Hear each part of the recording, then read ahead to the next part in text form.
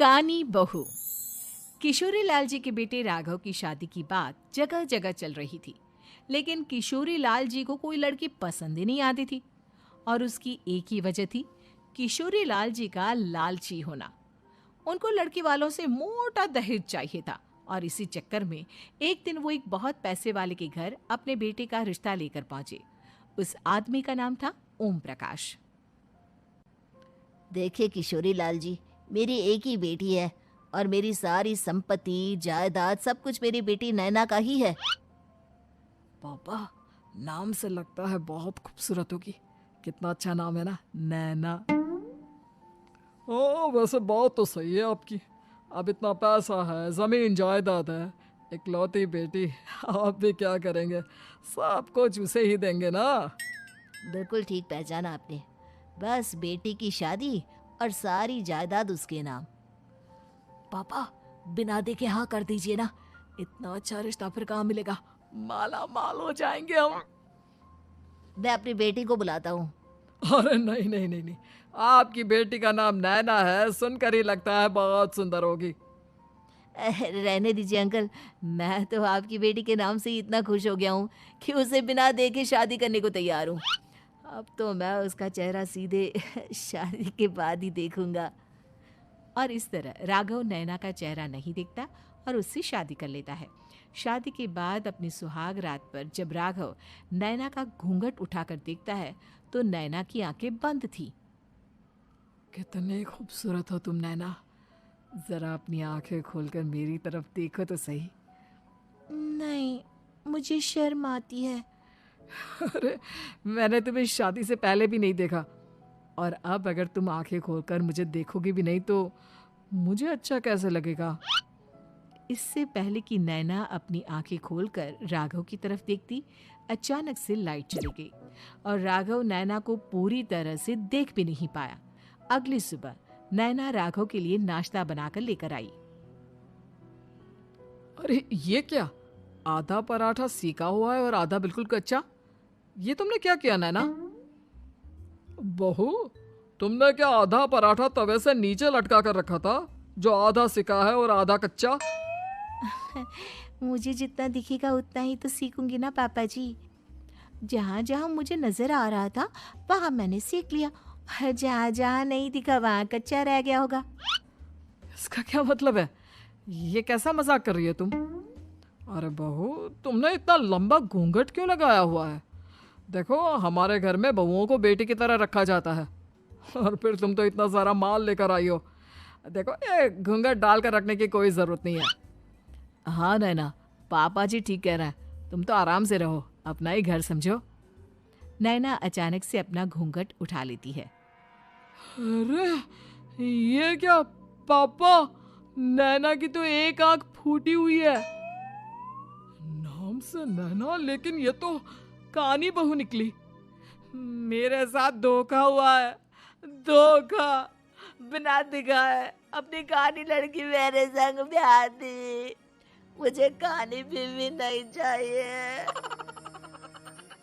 मुझे अभी ओम प्रकाश जी से बात करनी पड़ेगी। आखिर उन्होंने मेरे साथ ऐसा किया क्यों?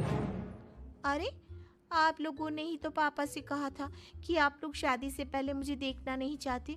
अब मेरे पापा पर क्यों इल्जाम लगा रहे हैं? अरे लेकिन उन्हें बताना तो चाहिए था ना कि तुम कहानी हो, एक आंख से तुम्हें दिखाई नहीं देता। किशोरी लाल और राघव नाराज होकर ओम प्रकाश को अपने घर बुलाते हैं। पापा जी, ये आपने क्या किया?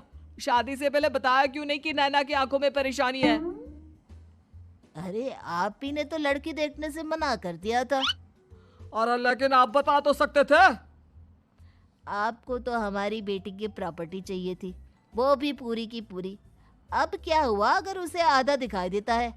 प्रॉपर्टी तो आपको पूरी मिल गई ना। अरे ये क्या बात हुई?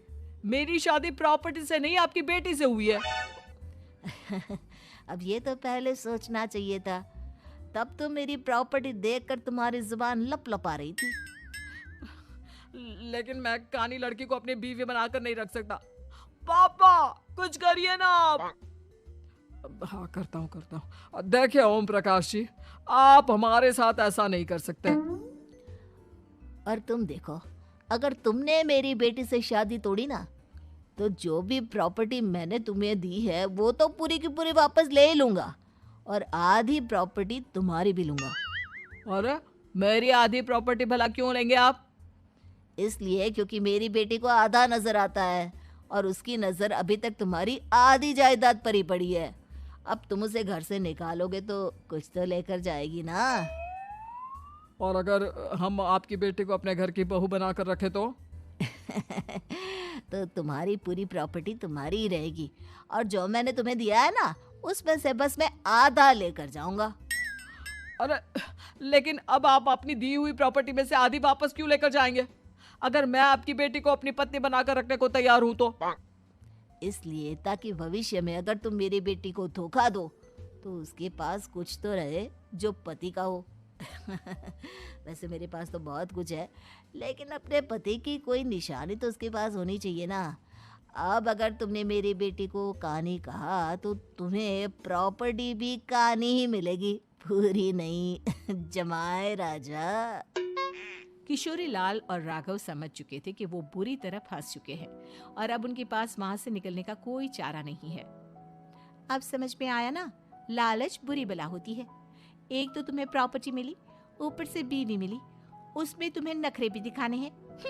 आए बड़े, चुपचाप बैठो दोनों। कुछ दिनों के बाद नैना राघव की कार लेकर बाजार घूमने निकलती है और जब कार लेकर वापस आती है, ये क्या? एक तरफ से मेरी गाड़ी पूरी खराब हो चुकी है।